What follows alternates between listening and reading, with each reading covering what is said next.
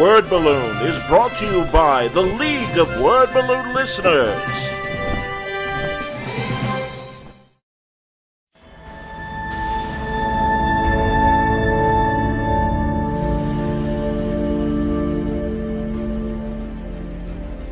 For artists that want to follow a realistic style, I don't know that you necessarily have to overthink about an influence like me or any other painter who does realism.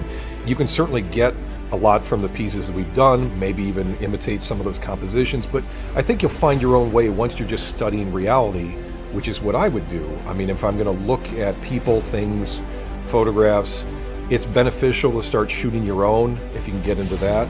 And these days, since everybody's got a camera, that's not so much of an issue anymore. Being able to study life as the basis for something is the best.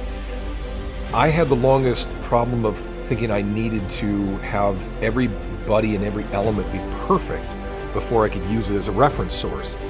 And so it took me a long time to realize how flexible the basis of the human form is. I've posed for myself on loads of paintings where now I guess I'm called out by some people online. It's a process of getting your mind comfortable with what you're building off of. And at a certain point, I would say accept that you're going to feel like you're not seeing it until you've seen it. You know, that maybe you do need to have a thing look like a thing exactly before you're painting from it.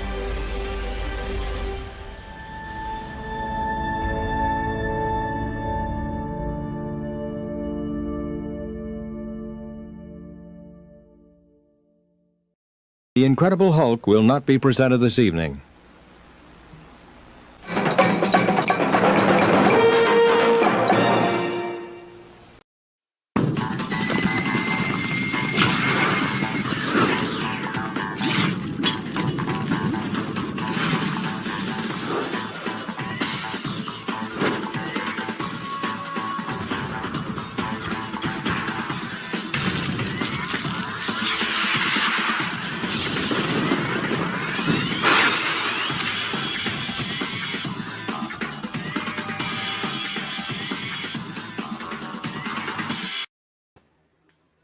Welcome back, everybody. Time again for another Word Balloon Live, the comic book conversation show. John Suntress here. Happy to welcome Cary Nord to Word Balloon. Long time coming, Cary. Welcome. Thank you. I'm really happy to be here. Good to see you, man. And congratulations on a great run in the comic book world. And we're going to talk about some past achievements. But mostly we're here to talk about a new Kickstarter that you've got going for a series called Folklore. And you can see it there... or pardon me, Folklore? Folklore? No, you said it right. It's just the phonetic spelling of it. I don't know why, but that's what it is. So that's great. I'm glad you're. Obviously you're. Everyone loves your fantasy stuff.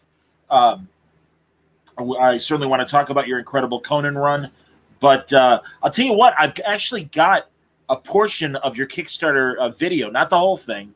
Oh, great! A hard sell of Folklore. So if we will, let's take a look at it, and we can start the conversation after that. You bet. Let's go. Folklore is a 36-page fantasy epic by Eisner Award winner Cary Nord. It's the world of an exiled princess searching to discover her true power, while the god of night seeks to extinguish it. His plan? To paint the world in eternal darkness, to smash the stars and crush the light from the sun. With covers by Carl Kerschel, Andy Belanger, Tula Lote, Dan Panosian, and Rossi Gifford, Folklore is an epic tale that will reach into your hearts and make you believe that magic is real. It's the story I've always wanted to tell, my dream project. And with the help of Kickstarter, I'm hoping to make that dream a reality. Here we go, man. Yeah, Yep. I just want to get the heart of that in there, and you get your pitch. That's the beginning of my acting career too. So I think I got a real knack for it. Hey, look at that! It's Jay Hood. Good to see you, man. It does look good. I'm glad you're joining us tonight, Jay. That's terrific. I honestly really excited for this, Cary, and really wonderful to see that you're leaning into fantasy. And I don't know, because I've seen, and I've even got some recent Marvel covers you've done for the Epic collections and things like that in various trades. But I mean, is this Is this coming back to fantasy? Have you been doing fantasy all along? Ooh, I mean, I've been doing superhero stuff ever since Conan, and I kind of get pulled into the sword and sorcery type stuff. Anytime there's a guy with an axe, it's like, we should call Cary. So I'm kind of that typecast, which I actually love. I really like. I think I got really used to just drawing organic, trees and nature and swords and stuff. And then when they make me draw like, tanks and buildings and stuff, it's like, oh man, this is not nearly as much fun, So I think I have a real affinity to, that fantasy type world, just really flowing and organic, and that's my jam. Is this the first time you're writing, or have you written comics before? No, this is my very first stab at writing. I've come up with concepts before and didn't really know what to do with them. Basically I just jumped in the deep end and just be like, I'm going to do this because I've been talking about it for years, and it's taken this long to finally get the courage to jump in the deep end. So there I am.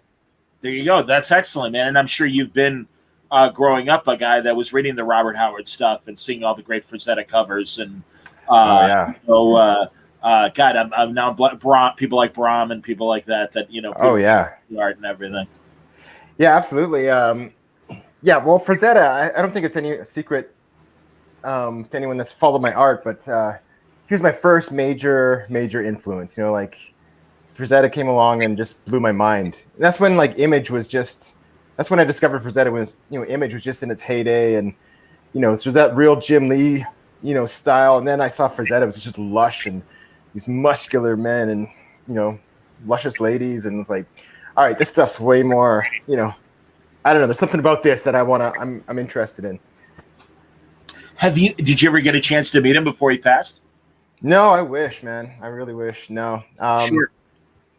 I did meet Al Williamson, though. Or I didn't meet him, but I got a chance to talk to him on the phone, and he actually inked some of my early work at Marvel. Wow. Yeah, which is amazing. Yeah. It is, yeah. Jesus. No, that's great. And I was even wondering, I love, I don't know if you're aware of it, but there's a great documentary about Jeffrey Jones and really about the studio and the inception of the studio. And really, it's Jeffrey and it's Catherine Jeffrey's story after he transitioned. But it really does spend a lot of time, obviously, when he was in his prime doing fantasy stuff. So did you ever get a chance to meet like Kaluta or Wrightson or Barry Windsor Smith? I met Wrightson. Just cool. I think in about 2012, a little before he passed, at a convention, just in an elevator, and I managed to say a couple words to him, and he was very nice, and great guy. Then that was that. The first time I met him, and then that was that. So another guy that was a huge influence on me. Just like those guys from the 70s and 60s, just had a style that, if you were reading comics in the 80s and 90s, just was a totally different world, So I went backwards instead of forwards in my influences. Well, that's what I wondered. Did you seek out old Creepies and Eries and all the other fantasy and monster magazines that were coming out? Oh God, yeah. That's my that was before internet too. So you're in those bins just searching every weekend, No question, man. Yeah. That's fantastic, and it doesn't surprise me. And again, I think in the best ways the influence shows. Honestly, when I first saw that, I'm like, maybe that's a Frazetta, and then no, your signature's like, no, that's a Cary Nord Conan right there, man, and that's gorgeous. And certainly, we see the influence in the best ways. I mean, and again, I was telling you off there, Cary, for people listening and watching, when the Kurt Busiek Conan run was first announced, they had this beautiful image from, I assume, the first cover that they made into a poster. And I don't keep a lot of promotional posters because I've been very lucky. You can even see my two Spider-Man strips there in the corner. But I had to hang on to that poster because Cary's art was just so incredible. And it really was like, wow, here's another guy who really gets how to present Conan in the best way. And how long was that run, man? Oh, man, I think we were on that for almost 4 or 5 years. I can't remember exactly, but yeah, it feels about 4 years at least.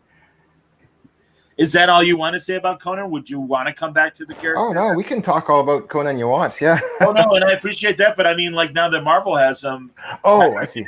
Is that from a professional standpoint? Is that in your future? Oh, I see. I would in your past. I wouldn't say no. There was, I think I did hit a point where it's just like, I used up all my material, maybe.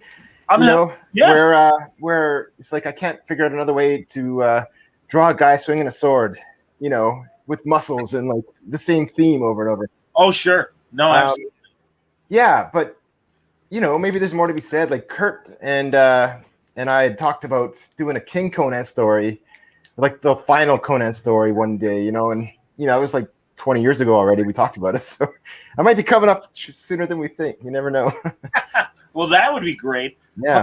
How about any of the other non-sword based pulp heroes? Are they characters you do want to do? Doc Savage, or I'm just trying to think like the Avenger and some of those pre-comic book pulp heroes of the 30s.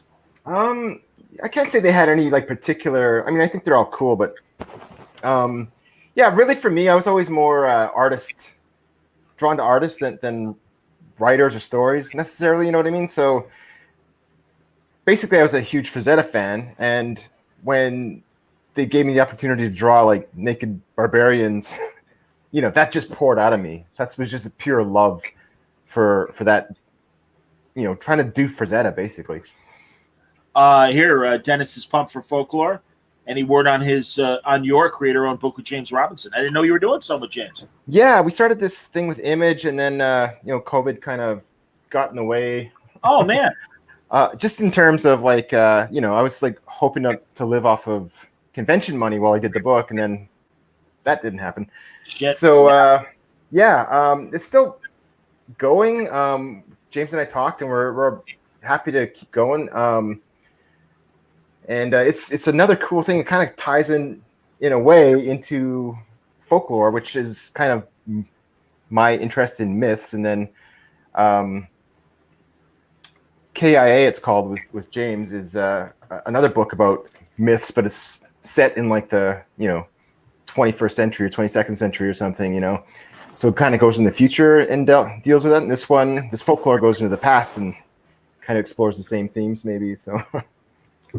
That's awesome. I want to get in another question before we get back to Folklore. And Andrew Clark asks, you did great Conan work. Did you ever talk to John Buscema or Ernie Chan or Alfredo Alcala? Man, Alfredo Alcala, that'd be tough. And I really also for John or Ernie. But did you get a chance to meet any of these greats? I think I met Ernie. I did meet Ernie. That's awesome. Just at a convention, and then very briefly, just kind of in passing. What's amazing about Buscema was, so I did Daredevil when I first got into Marvel. So that's also the book I was telling you that Al Williamson inked me, and that he inked me on a Daredevil book. And a little bit later down the line, because I was so new, they had John Buscema doing breakdowns for me for my page layouts. Wow. So I got to draw over Buscema pencils, or basically. Wow. Yeah, and I was like, what's going on? It's blowing my young mind. So that's my... Yeah. That's incredible, man. That's fantastic.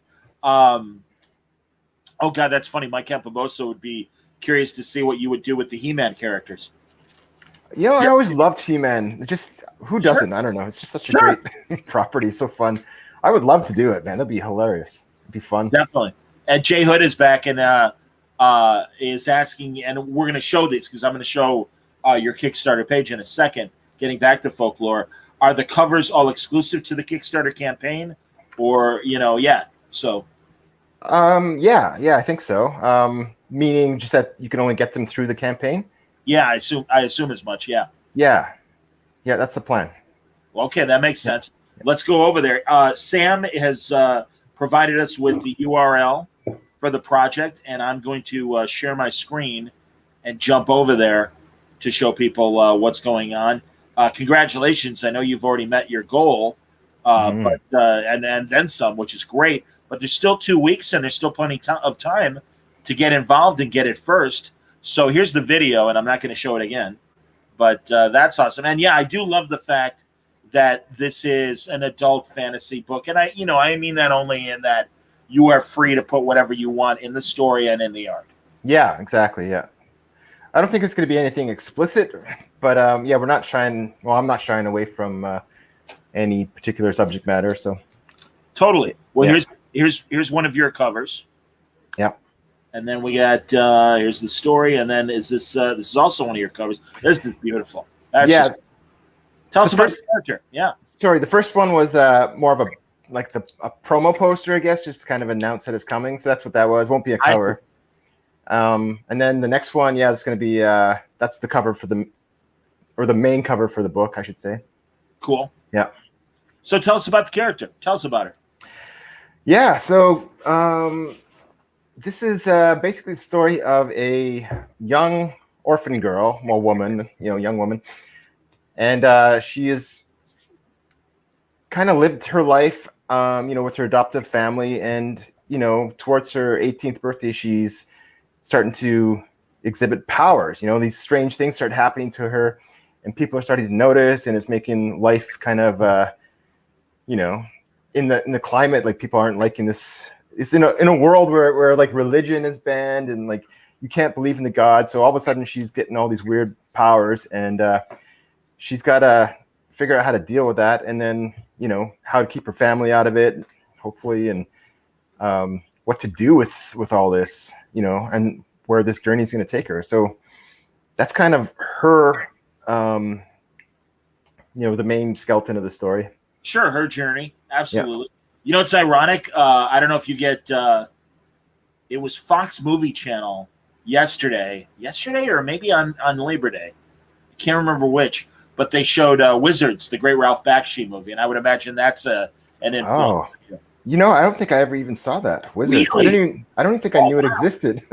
Oh man! All right, I would not, because I wouldn't want it to interfere with your storytelling, but I would maybe when you're done with Folklore and everything, definitely check it out. It's so great, and man, I'll tell you, there's a guy that I had the pleasure to meet and interview. Oh, and, wow. Oh my God, what a genius that guy is! And truly, yeah, Wizards was this great little Fox movie. And unfortunately, it debuted because it was on a ton of screens, but it debuted the same summer as Star Wars.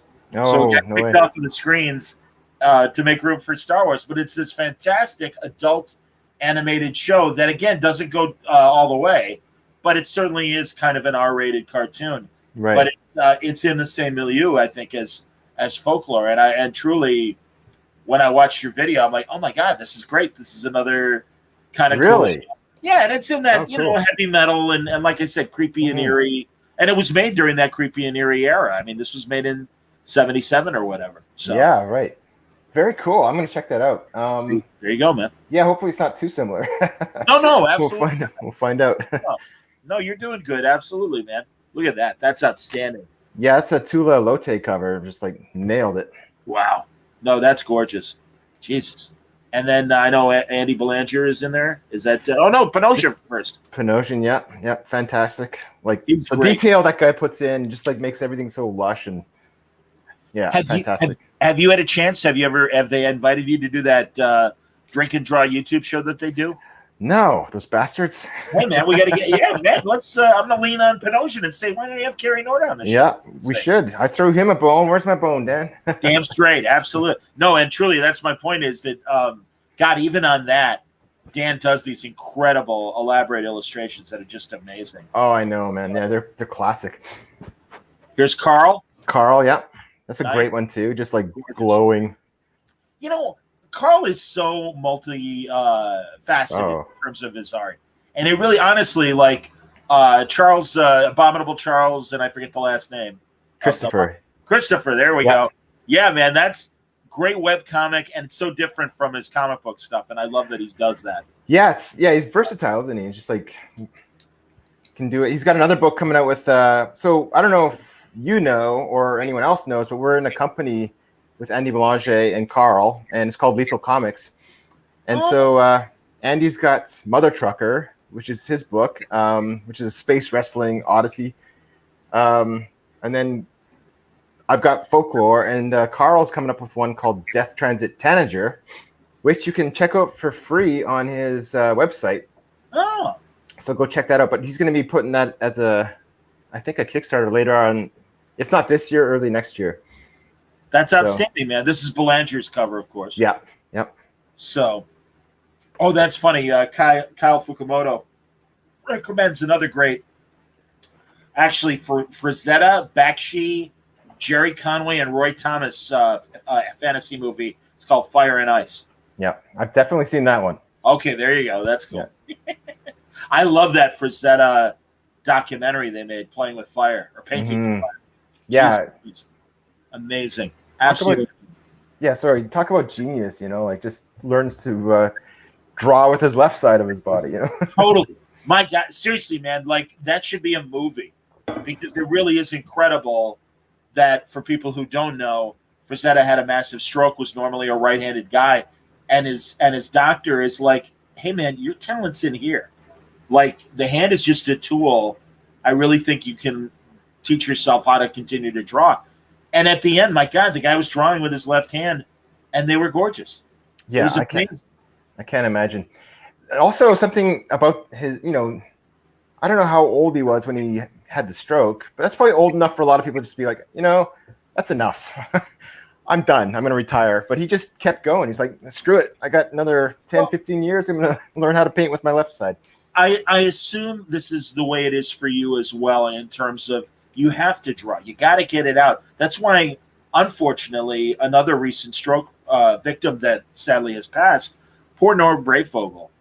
I wish I knew, and I don't even know if he tried to draw after his big stroke, but that was so heartbreaking as well. And in the case of Frazetta, had already been marketing the prime of his career, all of his fantasy stuff and posters and licensing and everything, and could have probably rested on his laurels. Oh yeah. But again, I would imagine, and that's what I'm asking you about. You like it's no choice. You have to draw, don't you? Like in terms of needing it, like cathartically, almost just to breathe. Yeah, I think so. One of the things that's interesting that's coming up now, even with the success of the Kickstarter, for the first time, I think have the luxury just to create and not have the pressure to make a living, because this buys me a little bit of time where I can, rest when I need to. And, that more than anything, I think gets the creative juices going. You know what I mean? Like you're just sitting there, you got this idea you want to get out and time to do it. Like, because the burnout's a big thing, at least for me in this industry. It's just like you go, and never quite seem to have enough money. And, you got to do conventions to make up the slack. So getting, an opportunity like this where people are supporting this the way they have been just gives me a whole new, lease on creativity and just life in general. I'm with you, man. Tell me about your COVID year and a half now. God, I used to say, tell me about your COVID year. Yeah, right. And obviously you said that it put a temporary halt to what you and James were doing. But otherwise, what did you do to adapt to the status quo that we're stuck in and or even just get through it creatively and emotionally? Yeah, that was a tough year. Hey, one of the things I guess I hadn't realized how much I'd come to depend on conventions, for making a living. So when that ended, that was just like you had a whole year of conventions planned out, and all of a sudden that's like a third of your income gone, and you're like, whoa, okay, I gotta figure something else out. Certainly. And so I tried to do I did do commissions at home to get by, but that was also my problem is like a convention, you have the pressure to go, right? Like you have until 5 o'clock on Sunday to get all your work done. And a commission at home, I'm like making the same amount of money for a drawing, but I'm taking a week on it, So didn't really, it wasn't making a lot of economical sense. So this is when I started talking to Andy about doing Lethal Comics and started working on trying to learn how to write. So I was reading as much as I could on the crafts of writing and trying to develop the whole story and all that. So there's a lot of legwork being done then. Understood. Yeah. Absolutely. I'll make sure that people are aware of putting this, getting the, pardon me. I'm trying to copy this because I'd like to get it beyond the chat at Facebook. I would like it to be in the chat everywhere. As far as here, I can even just make it simple. Let me do this. I'm sorry, everybody that's listening on audio. I'm trying to share the URL for Cary's Kickstarter in the chat here on the Word Balloon video. So there we go. So it's in there, everybody. And no, I absolutely encourage people to do it. We'll have the link in the audio description as well. And I'm glad to see that people like Christopher Zubin have said love Cary's work, and on Conan and Man of War, this is an easy project to back. That's great to hear. Thanks. Yeah, man. No, it's gorgeous, and it's exciting to see you world building and fantasy and everything. And so, what's the plan as far as how many issues will it take to tell the story? That's a good question. Right now, I mean, originally it was planned as a kind of a 4-issue thing, just to get it done. And then I started like exploring the world, and it's like I think. And I noticed it was like tough to kind of condense it all. There's like a lot of things that needed to happen, but then you're thinking about a 30-page book and how much you can fit in it. So I kind of expanded it. It's a little more open-ended. Probably, you could say probably 6 issues right now. It's Great. a nice round number. No, that's cool. And then again, I mean, put out an arc and see how the arc sells as a trade, and then hopefully come back to it and tell more stories. Yeah, you got a ton of stories you'd like to tell in this world. Yeah, absolutely. Yeah, you're just getting started. That's great, man. That's excellent. It's like I said, it is gorgeous. Are there premiums that you want to talk about in terms of some things that are available? I see that you have prints, and you can get the entire cover set for the entire series as well. Yeah, we got some gorgeous covers. You kind of covered, I think you showed a lot of them there. We got a couple of covers that we haven't released yet or shown yet. So a couple more surprises coming up. Cool. And add-ons, we're like entertaining lots of ideas for add-ons from what the backers are suggesting. We have bookmarks available. We have mini prints available. What else we got going on? I'm sure Sam's rolling in his grave. Sam Noir's been helping me out a lot with this. So we were talking about earlier today about all the things I should say. No problem. But yeah, we got tons of little goodies coming up though. It's going to be I don't know. I think trying to give you the best bang for your buck. That's awesome, man. No, it's terrific. And again, everything's beautiful here. And God, I'm so glad that you're in. I mean, not comfort zone, because obviously you want to make as much money as you can on this first push. But yeah, I mean, do you think you'll do subsequent campaigns for more issues? I mean, what do you think? Yeah. I mean, definitely. Yeah. Well, for the next one, like I'm hoping to do the next one in early 2022, maybe in I don't know if we can get it out by March or around there. Do another campaign and fund that one and keep going. That's great. That's awesome, man. Fantastic. Here, I want to show some of your the covers you've been doing lately for Marvel and such. So here's a great Thor. That's not my cover, but yeah. Oh, wait a minute. That's Alan Davis, isn't it? Is it? Yeah, it looks kind of Alan Davis. Yeah, I'm sorry, buddy. How about That's this? all right. Is this you? Nope, that's not me God either. damn it. All right, I apologize. Those are No worries, man. No worries. damn you, internet. Son of a bitch. Lies, nothing but lies. Let me show other artists for you, Cary. Absolutely, man. Tell me some of the covers you've been doing lately. Because I have you. How many? I mean, you got the thing with James. How much interior work have you been doing as opposed to covers? Hardly any interior work. Just doing covers. I did a few covers with Marvel recently. Did a Conan cover, which was fun. For number 16, I believe it was. Oh, that's awesome. And did a fantastic. Well, it was a fun thing to do, like the Predator and Captain Marvel. I'm not sure. I heard that got canceled, so I don't know if the cover actually got printed, but it was a lot of fun to work on. And then kind of the odd cover here and there, but mostly, I've been working on the image thing, and then this now recently. Yeah, Folklore, absolutely. Yeah, so that's kind of been my, and then a lot of commissions in the meantime. Did the image book start to come out and then got delayed because of COVID? What happened with it? No, we got about an issue and a half in, and then it was just a thing where I couldn't basically afford to work on it. You know what I mean? Like so we kind of had to make other find other ways to make money. But I'm hoping to circle back to it and get that done, because we're about almost halfway through it. So it'd be nice to just get that finished and get it out there, and people have been hearing about it for a long time. So it'd be nice to throw it up. Good. I'm glad Sam is watching, because he's given us more information regarding the initial Kickstarter here. The basic tier comes with many great items and unlocked stretch goals, the digital first issues of Carl's and Andy's Lethal Comics, a poster, sticker, bookmark, mini prints, a digital art book of Cary's commissions, and cover upgrade to the comic itself. That's amazing. That's there you go. Yeah. No, that's a shit ton. That's good. Yeah. Otherwise known as the shit ton. That's gonna be a tier on my next one. That's amazing. Feel free. There you go. I'm always happy to help marketing. Absolutely, man. That's so.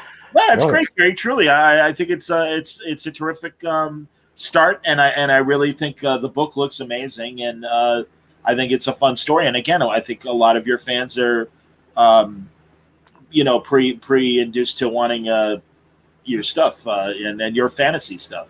So I'm glad you're leaning back into this. Oh yeah, I think it'll satisfy the people that love the fantasy and that element, and hopefully give them something, a bit of a surprise too in there. So we'll, as more of the story develops, I think you'll see more elements that you weren't expecting. That's cool. And I know, you said you've been doing a lot of superhero stuff. So, is that okay? I mean, I know it's almost not a necessary evil, but certainly the dominant genre of comics and stuff is that enough? And then also I want to ask, are there other genres beyond superhero and fantasy that you'd like to pursue with your art? So sorry, the first question was just doing superheroes. Is that okay, or is that I'm in comics, I got to do them? I think that's where for a long time, you can get reliable work from it, right? Because there's so much of it. Sure. It's another thing where again, like the Conan thing, is like I've been doing superheroes for almost almost 29 years now. I've been doing this. Wow. Yeah, I got in when I was 19, so it was a long time doing superheroes and comics. Sure, man. So you kind of run out of things to do. Like honestly, like doing a pose. A lot of editors will ask for a cover with an iconic pose of like whatever character coming at you, and it's like, man, I've done that pose so many times. It's like there's no life left in it. It's like not. I should be careful what I'm saying, but it's just like tough to find a new way to do it, some more, and you don't want to get like to the point where it's just like whatever, you're just crapping it out. So it becomes difficult to find the passion for it, I guess. So yeah, if there's other genres, like I think I'm naturally finding the stuff I'm interested in, like and doing that anyway, so I seem to be really drawn to mythology and things with gods and the big questions of life, and those are the kind of things that I'm interested in anyway. So that's starting to show in the material I'm producing, and I'm really excited to get to explore those themes. That's cool. Let's see here. Oh, that's funny. Jay Hood says he remembers first seeing your work on Daredevil. Yeah, wow. Who was the creative team when you were doing Daredevil stuff? That was Carl Kiesel, was the writer, on that. And it's funny, I just talked to him recently. He's got a Kickstarter coming out too for, I think his book's, oh man, what was I think it was Kim Possible, I believe, or something like that. Not Kim Possible, but something like that. He's going to kill me for not remembering. Oh, that's interesting. There you go. When you draw for comics and stuff, do you ever use life models, or is it all coming from your head when you design characters and stuff? Well, when I design characters, I'm usually taking as much from life as I can. Like, so my book Folklore is sort of loosely based on Slavic mythology and Russia and stuff like that. So that's where I'm drawing my inspiration for. Interesting. Okay. The world and the costumes and stuff, and wow. I want that flavor in there. Yeah, and in terms of like actual drawing the figure, I would love to use more reference when I draw the figures and stuff, but most of it's just out of my head. Okay. But I use reference for anything else I can get my hands on, which isn't a lot when you're dealing with, you know, old world stuff. It's hard to find a lot of reference on what Russia might have looked like in 18. Sure. But I wondered if, and forgive me, what's the name of your lead character again? Soul. I'm sorry? Soul, like the sun. Oh, okay, Soul. Yeah, Yeah. okay. Did you have, because she's a beautiful woman, did you have any real women in mind when designing her? Oh yeah, it's based on a girl I knew that was she was a super compassionate, like caring person. She used to take in like stray animals and Wow. nurse them to health and just like at her own expense, and she'd take it in, just like find them homes. And one of the things that was amazing about her was that she kind of had this debilitating crippling injury. I don't know, it was an injury. It was something was wrong with her insides. So she was in a lot of constant, chronic pain. And she learned to like teach herself to walk again because she was in a wheelchair, and just a really strong person. And, as I got to know her, I was like, you really are, what a character this is. You're like, your mission is to save the world or save elements of the world. Yet every time you live life in constant pain, you can't save yourself. You know what I'm saying? So you can't heal yourself. Yeah.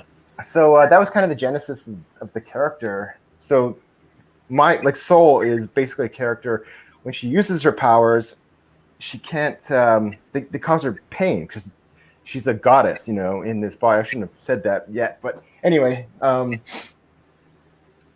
every time she uses these powers that are coming up through her, it causes her pain, rips her insides to pieces. So she has to be very careful, but she's also learning how to control them. They're kind of flaring up on their own, kind of like the, mutant stories when you turn of age. So she's got those hurdles to get through. She's got to figure out how to get through all these extraordinary events without killing herself or killing everyone else around her, and saving the day. Is like, it's a lot for this character to figure out. No question. Absolutely, man. Sam mentions that, yes, Cary's bringing an amazing digital painting process to the art on Folklore. Next level stuff. Completely agree. Kyle wanted to know if you also have an interest in other mythologies like Greek myth and Celtic, maybe African myth, and also he wanted to know if you're aware of and have any thoughts on Joseph Campbell. I do know of Joseph Campbell. I haven't read his book, The Thousand Faces, whatever it was called, something of the hero. Sure. I know of it.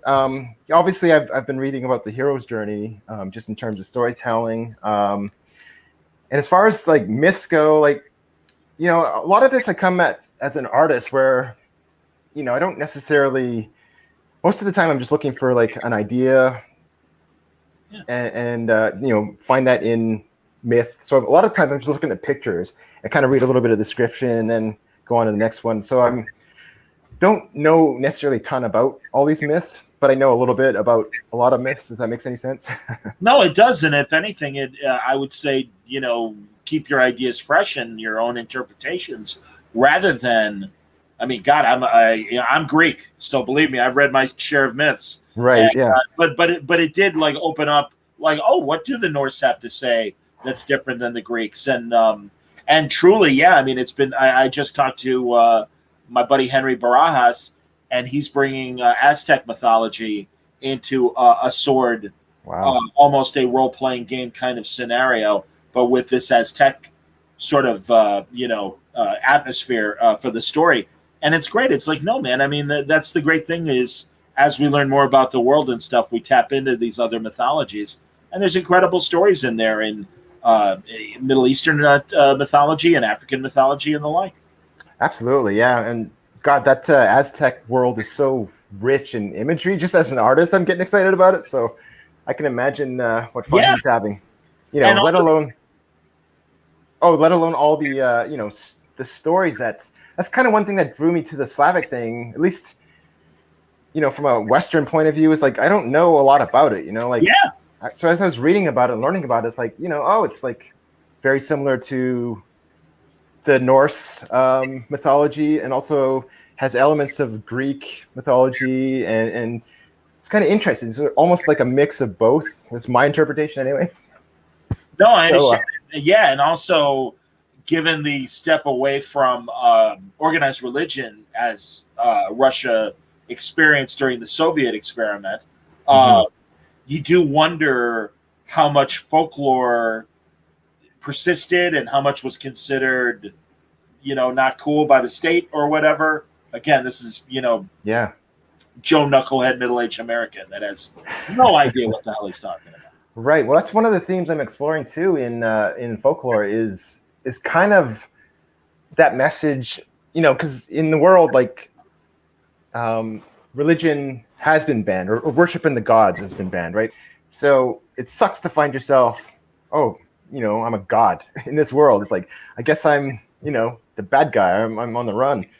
But I thought that was interesting too, because like, is that Soul's concern that her power keep her from fitting into the world and everything? And oh sure, yeah, like she's gonna have a few run-ins with the townsfolk who aren't gonna like her, and they take it out on her family and like all sorts of these little problems. But I find it interesting, how society just can turn on a dime like that and say, okay, now we don't believe in God, or 100 years ago, so if you don't believe in God, you get, you're a witch and you get thrown in the fires, and absolutely, you know what I mean. So it's like how quickly it can turn the popular, sentiment of the day, and I don't know. Yeah, that's just like one of the things I'm trying to figure out with this world.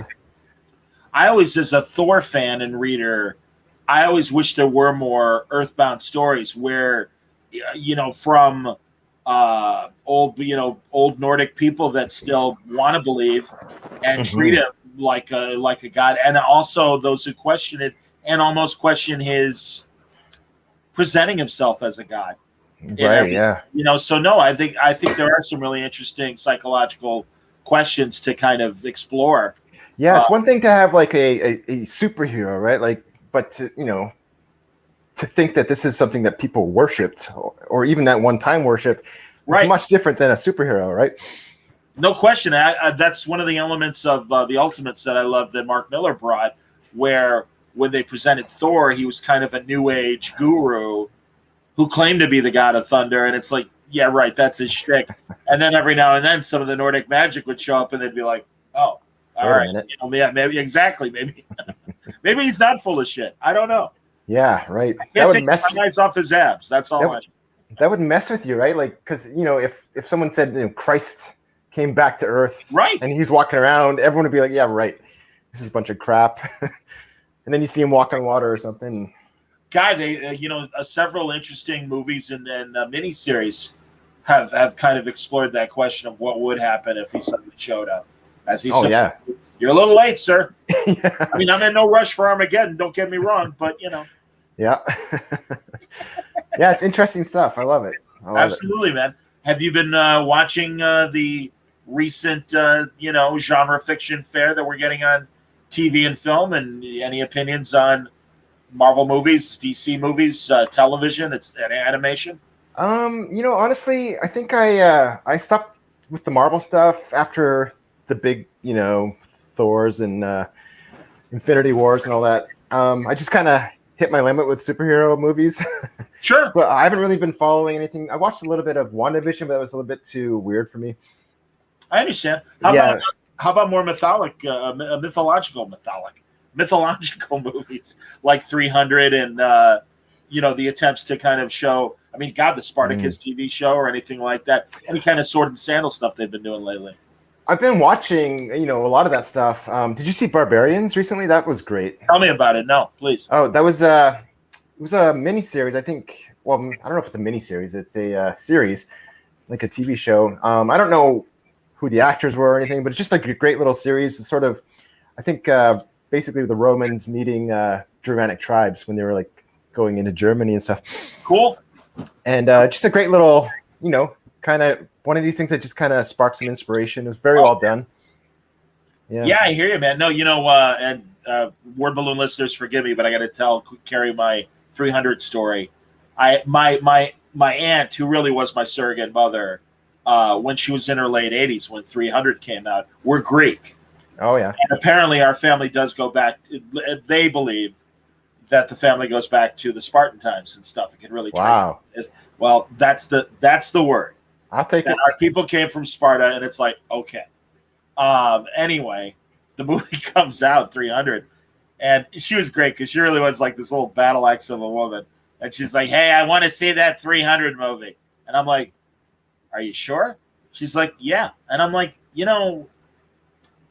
she's used to seeing like Jason and the Argonauts, if that, and stuff like that. And I'm right. like, and her name was Anita. And I'm like, Anita, it might be a little raw, and it might be, there might be nudity, there might be sex, there might be extreme violence. She's like, well, I'm no prude. And I'm like, no, I get it. She hits me in the gut, and she goes, it gets really serious. It's like, hey, this is about Sparta. This is about us. I want to. Yeah. Suddenly she's like there with Spartacus. I'm like, okay. She loved it. Yeah. She loved it. And my favorite part was when like Ganesh or whoever the Persian god was with the giant elephant head. And I'm like, all right, you're okay with this? And she's like, oh no, we learned about all this in Sunday school. And I'm like, that's amazing. And meanwhile, her construction worker son is like, what did you take my mother to? And I explained it. He goes, I'll never see that movie. I'm like, dude, your mom is like cast iron. Nothing. That's amazing. It was so great, man. Seriously. I took her to Troy, and at least Troy was a little more, a little romance, a little, political stuff and everything. And it was awesome because she saw Brad Pitt's ass. It's like, woo-hoo-hoo. And she's not holding back anymore, hey? Like, yeah, she's very happy to see Brad Pitt play Achilles. She's like, wow. And I'm like, see, I'm going to set you up. It's all good. But yeah, those are my my mythic encounters with my my almost mother, my Aunt Anita. I think that's hilarious. That's amazing. So there you go, man. Too much. Dude, listen, all success. Oh, hey, oh no, I think Chemdog already said this. Yes, you loved your RMB. No, it is a different person. Thank you. Person echoing the Chemdog love and everything, or the Daredevil love. Thank you, Chemdog. Thank you so much. Yeah, man. Well, dude, seriously, good luck with the campaign. You still have 2 weeks, everybody.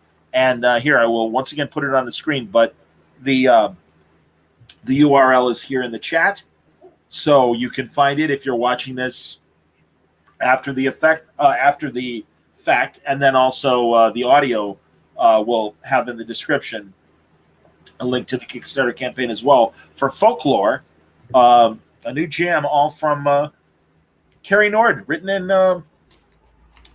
also drawn by Cary Nord. So there you go. There's the URL from Sam as well in the Facebook link.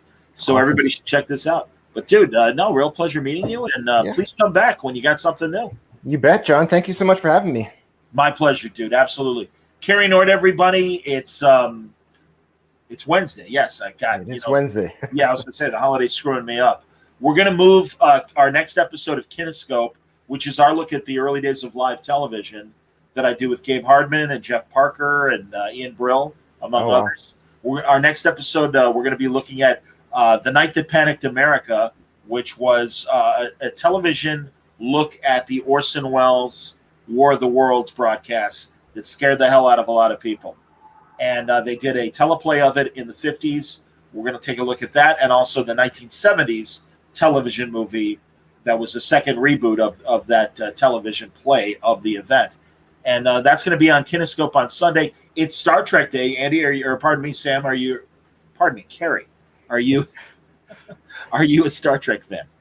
I love certain Star Trek. I kind of come in and out, as so yes. All right, that's cool. Yes. Well, we're going to don't test me, but yeah. No, it's all good, man. Today is Star Trek Day, so I'm sure we're all going to hear about the announcements that were made today. But of course, every week we do Trek Watch, and on Friday afternoon we'll be exploring in the latest episode of Lower Decks and talking about all the different announcements that were likely made today at Star Trek Day. So until then, thanks for watching me and Cary. I hope you will support Folklore